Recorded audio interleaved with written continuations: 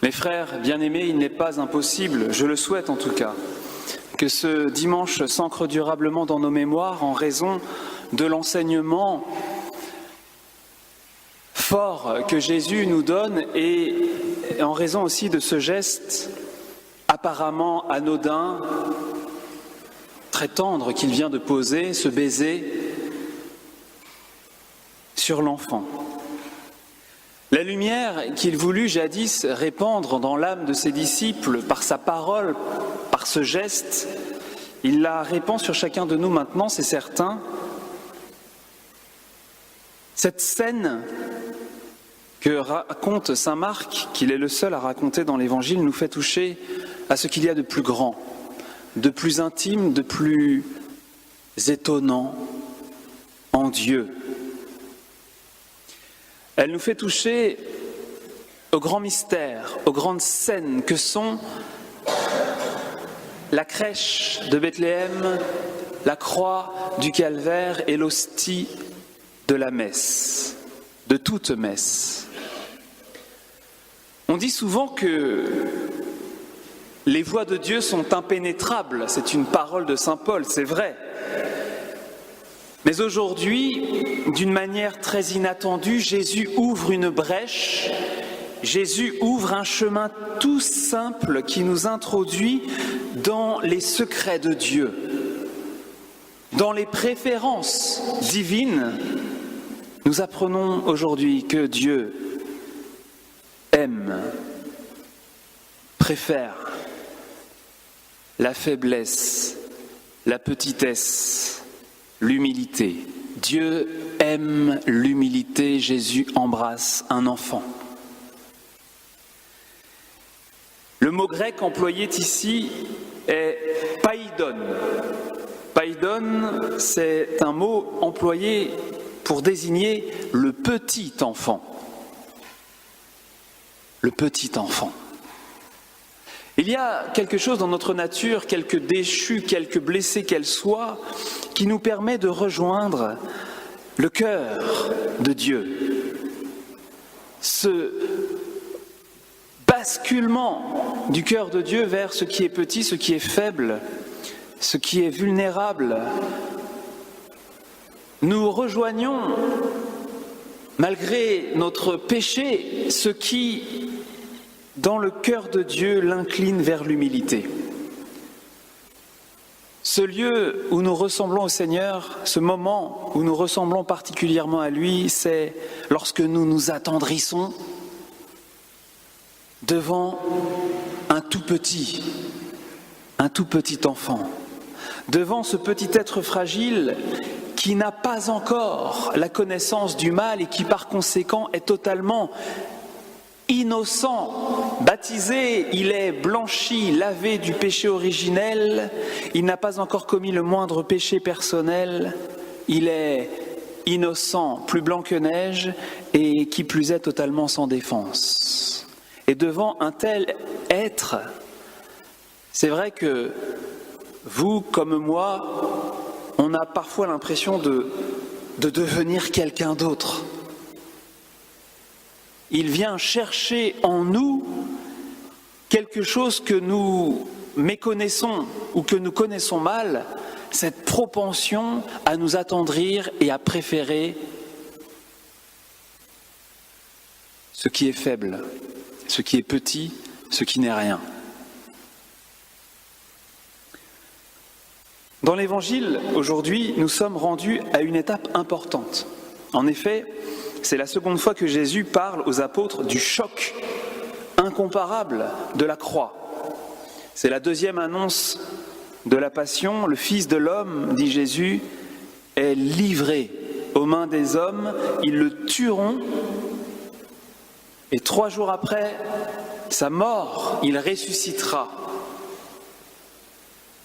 Or, la passion de Jésus, cette chose dont il nous parle aujourd'hui, demeure à jamais la démonstration indépassable de sa suprême humilité et de sa royale douceur.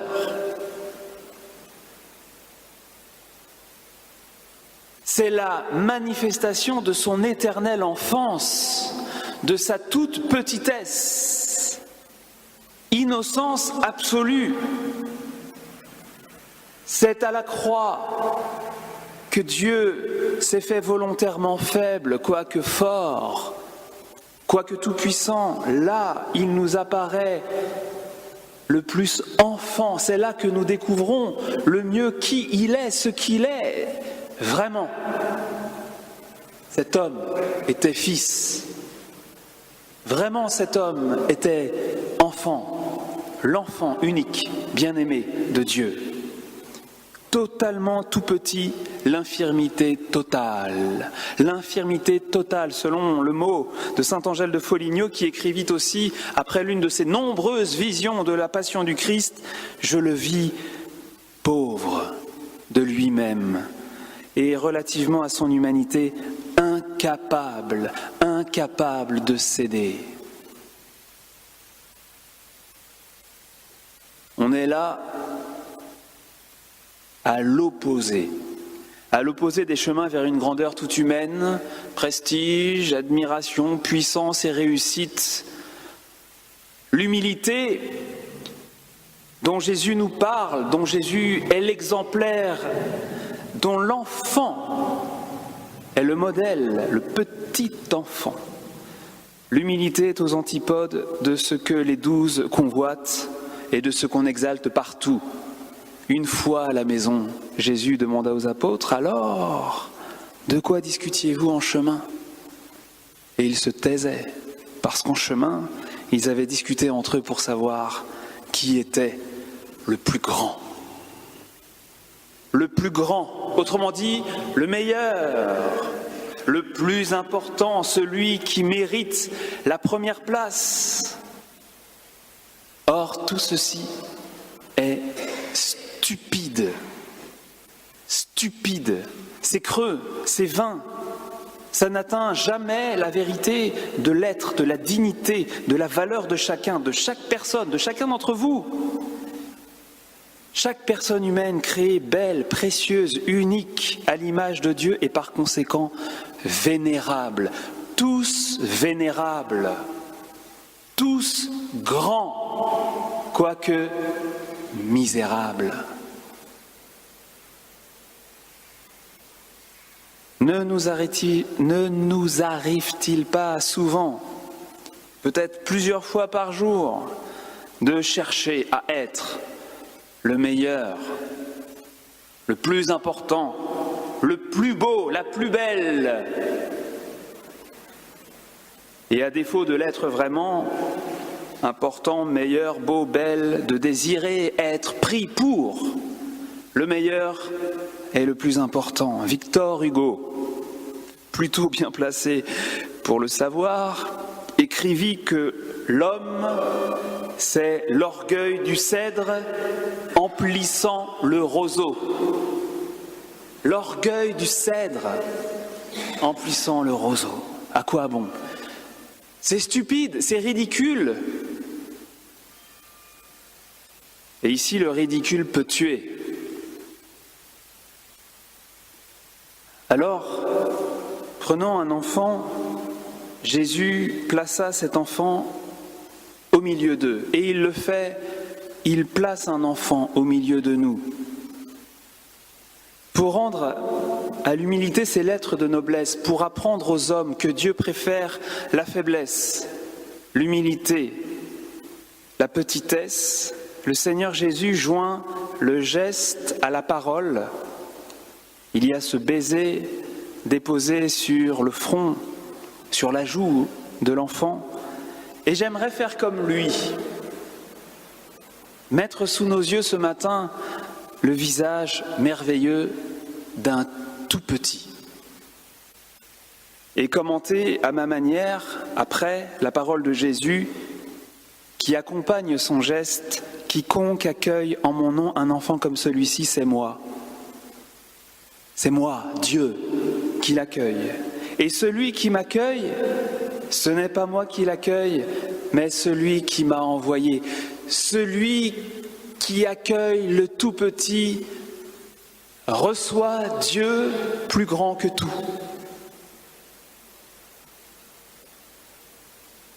S'il vous plaît, fermez vos yeux. Vous pouvez les ouvrir. Plusieurs d'entre vous connaissent déjà cette petite fille. Elle a 7 ans. Handicap mental, handicap moteur, polyhandicapée comme on dit. On a l'impression qu'elle a 2 yeux, en fait elle en a qu'un, l'autre c'est un faux. Elle s'appelle Claire. Et elle porte très bien son nom parce que c'est un être cristallin.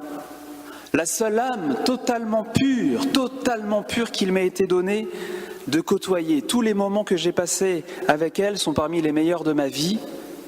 Tous sont ineffables. Humble et d'une douceur qui semble ne pas être de ce monde, Claire l'est totalement.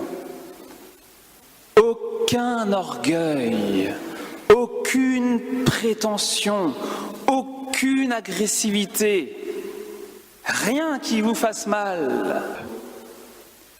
Elle est une vivante icône du Dieu fait enfant, du Dieu fait faiblesse, l'infirmité totale, incapable de céder. Et elle m'aide à comprendre que seule l'humilité et la douceur nous configurent au Seigneur. Elle montre ainsi clairement ce qu'il faut rechercher et que seule l'humilité et la douceur valent la peine.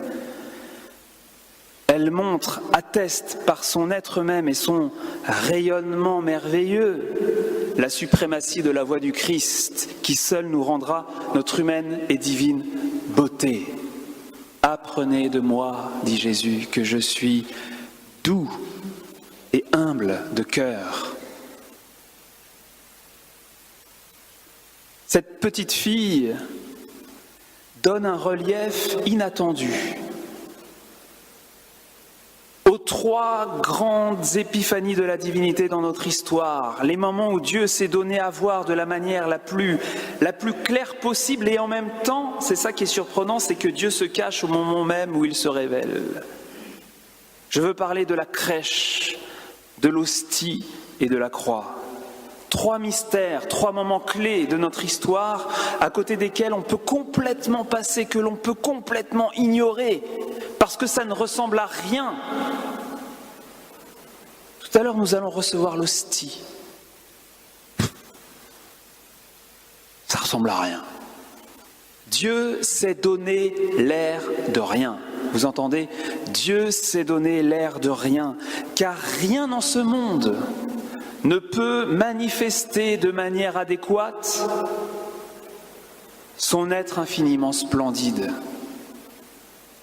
Rien de ce qui est grand, beau dans ce monde n'est suffisamment grand et beau pour pouvoir lui servir à nous montrer son amour plus grand et plus fort que tout.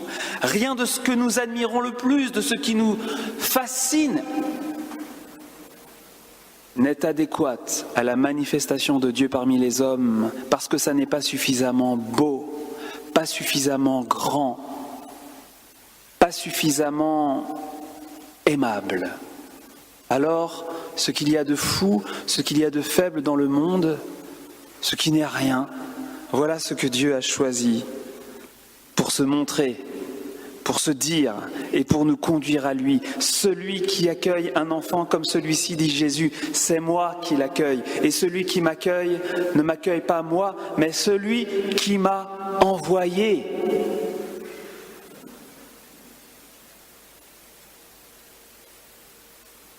Et cependant, ce qu'il nous dit de lui-même au travers des tout-petits reste encore bien trop grand pour qu'on en fasse le tour, pour qu'on parvienne à en parler comme il faudrait.